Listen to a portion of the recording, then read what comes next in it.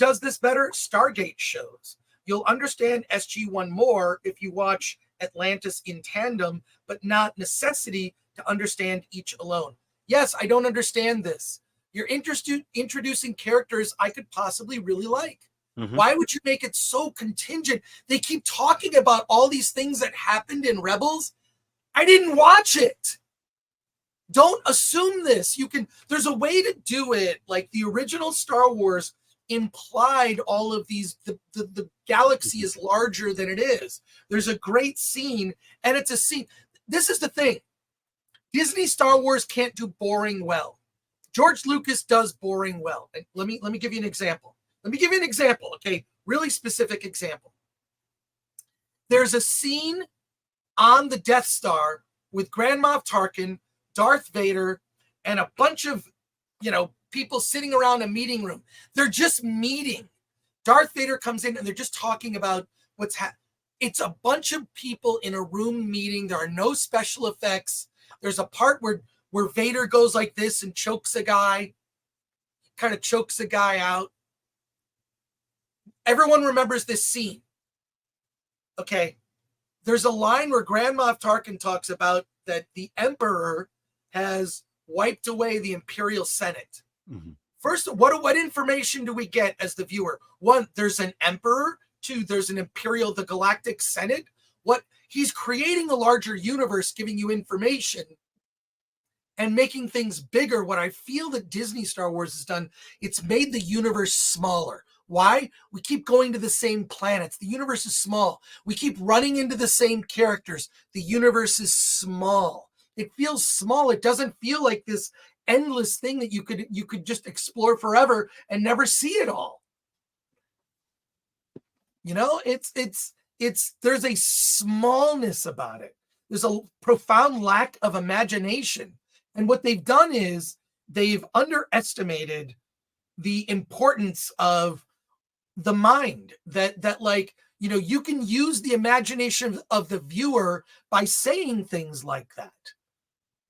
And I don't get it. Like these modern writers, they just there's no subtext. Everything is right on the surface. And it's like the writing that just tells you what's happening that you can see.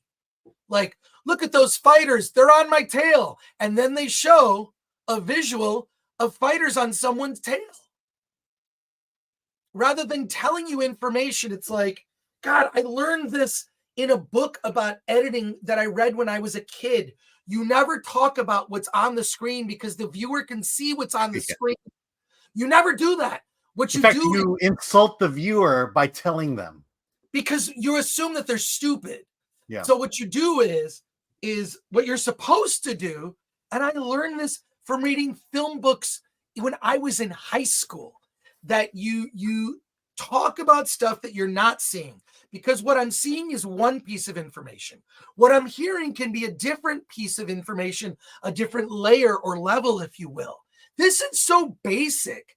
And these writers, the writing is the big flaw of the show. Because production value wise, the show looks great. With the exception of, to me, I think the wardrobe should have looked more lived in.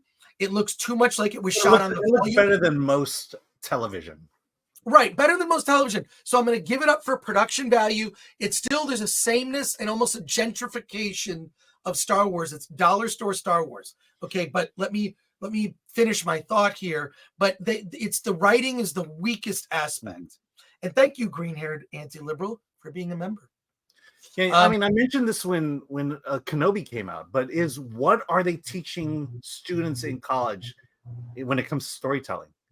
Not much. It just feels like what writers today do is all about the narrative. They go from point A to point B to point C to point D, and that's a story. When there's subtext that you have to include, and the fact that you have to explain everything someone does. Excuse me while I drink from my soda here. They have to explain what every person does on screen. And again, you say it insults the audience. We get it. We understand. We can get subtext. We're not so dumb that we can't get subtext.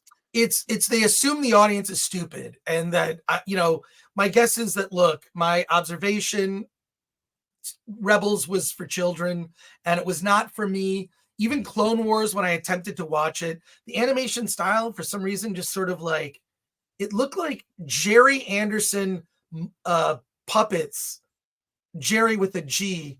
No one knows what I'm talking about.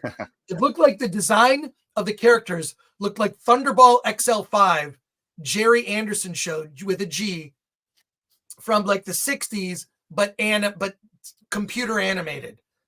Did no one else see this but me? Okay, I guess it's just me. But the thing what I liked about the Clone Wars was that it was meant for children, but it was elevated. It wasn't your typical children's story, you know, where everything is good and everything is happy. It had dark tones to it.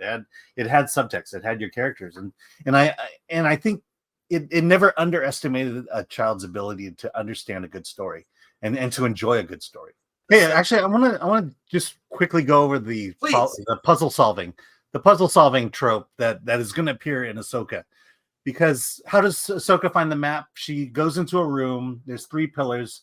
She has to spin the pillars so that it's kind of like a combination lock. So she spins it until she hears a click. She does it 3 times. There you go. She got it. I mean, that's essentially what the video game is. Hogwarts Legacy does that to open doors. But the other thing was, in order to unlock the map from the sphere they got, Sabine, she basically uses it like a Rubik's Cube. And not just a Rubik's Cube, the spherical Rubik's Cube. And so no one can solve this sphere, this puzzle, except Sabine, and she literally just twists it like a Rubik's Cube and then opens the map. I mean, this is the genius, the so-called genius of the show. You know, I mean, I guess it makes sense that Sabine would be the one who knows that because she's the Asian in the show, and you know, clearly the most intelligent person in the entire show. But Sabine Wren, that's pretty on the nose when it comes to giving an Asian name in Star Wars. I mean, it's not clever like Newt Gunray, that Asian character. So so I have to say that there's just not a lot of creativity in this show, and just the fact that it seems like it's a video game, and that every problem that needs to be solved, it's solved the way you would solve it in the video game. All right, let's talk spoilers from episode 2. The big sort of plot storyline happening in episode 2 is about a shipyard where engines are being built for large starships, and Hera notices, hey, these are some pretty big engines, not for the kind of ships that are normally ordered by the Republic. Of course, we learn that there's a plot being hatched that someone is having starship engines built for engines that are for larger, possibly Star Destroyers. Is it Grand Admiral Thrawn? Yes. It's Grand Admiral Thrawn is the one that is ordering these parts. So it's basically about ship parts. The thing that struck me about this show is seeing the guy who's running this whole facility where they're building these giant starship engines is this wormy looking bald guy with a big nose. It's a little obvious kind of what. Am I wrong, Alan? Oh, no. Alan, go ahead. Are we going there?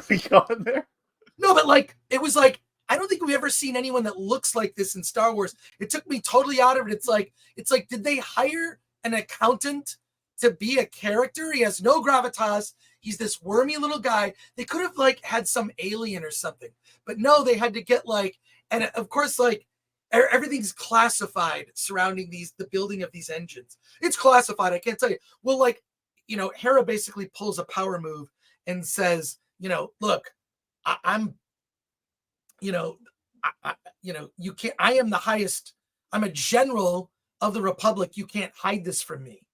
And they soon discover they have to basically, and then it becomes, how do we get to the engines, to throw a tracker on it, to find out where this engine is going, where they're building these large starships that are clearly for battle, not for trade. So that is the running thread. Did I forget anything, Alan? If you could correct me. I watched it last week. Yeah, because it was a shorter episode. Yeah, 42 minutes. Just get shorter and shorter. No, I mean that's essentially it. And how exciting is that? Well, I mean, the production value is something that the Starship stuff is pretty good. I gotta say, like, just it's pretty good. It's I think that is well done. The stuff in the volume doesn't. It just after a while you notice it.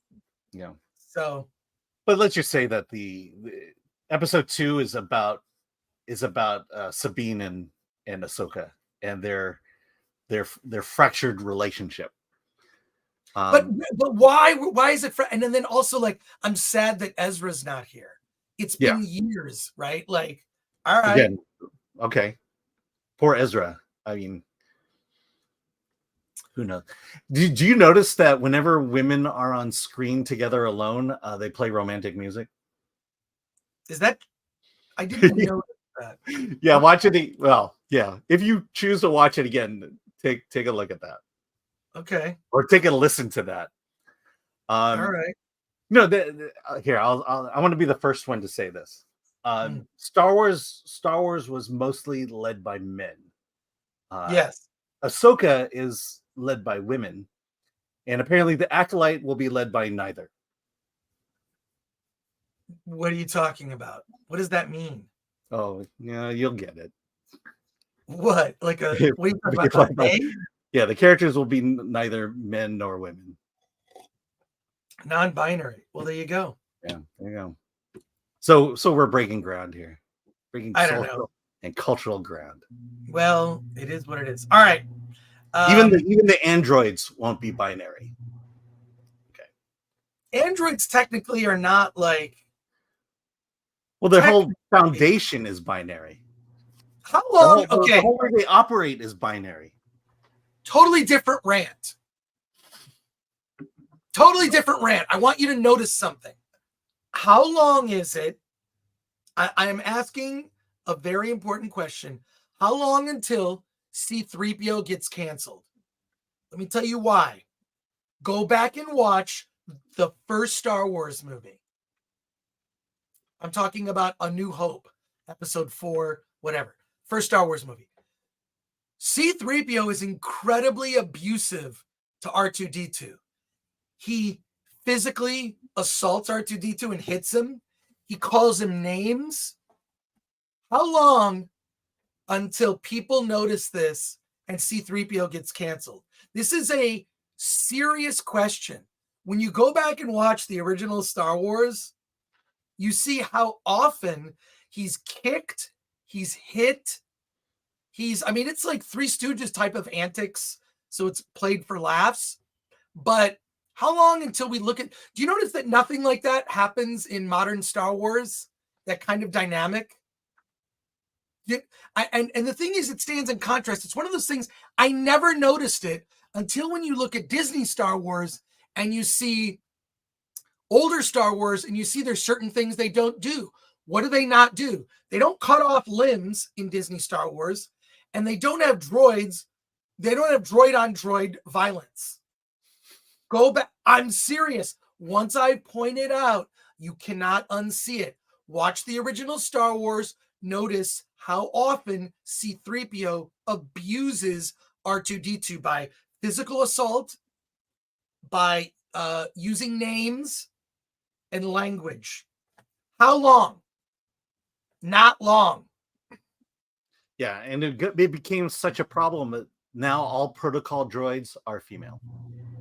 Right. I guess the bottom line on Ahsoka, Alan, would you recommend Ahsoka? No. Well, I'll just say this. Watching modern Star Wars to me has been nothing but a frustrating experience. Yeah. It's frustrating knowing what Star Wars could have been and knowing what Star Wars was. It's just, yeah. I don't know. I just feel like Filoni and the writers lately, they just think they're all cool and hot stuff, and the stuff they think is cool is really lame. Alan, put Ahsoka on your calendar. And I promise not to do any research on Rebels. I mean, I shouldn't have to. I should not have to do homework. That's my thing. This is what's going to limit the show. This is what's going to limit the show. The fact that you have to have seen Rebels to actually get the most out of the show, I shouldn't have to do that. I shouldn't, to me, like, I shouldn't have to read the prequel comic book to the series to be able to discern what's going on.